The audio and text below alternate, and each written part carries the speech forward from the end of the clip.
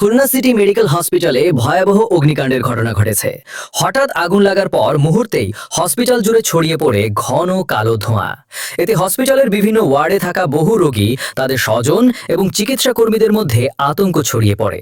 প্রত্যক্ষদর্শীরা জানান, আগুনের ধোঁয়ায় হসপিটালের ভেতরে অনেকেই আটকা পড়েন। পরে হসপিটাল কর্তৃপক্ষ, ফায়ার সার্ভিস এবং আইন শৃঙ্খলা বাহিনীর সদস্যরা দ্রুত উদ্ধার কার্যক্রম শুরু করেন। রোগীদের নিরাপদ স্থানে সরিয়ে নেওয়ার চেষ্টা চালানো হয়। খবর পেয়ে ফায়ার সার্ভিসের একাধিক ইউনিট ঘটনাস্থলে পৌঁছে আগুন নিয়ন্ত্রণে কাজ শুরু করে। তবে আগুন লাগার কারণ এখনও নিশ্চিতভাবে জানা যায়নি। এদিকে এখন পর্যন্ত কোনো হতাহত বা প্রাণহানির খবর পাওয়া যায়নি।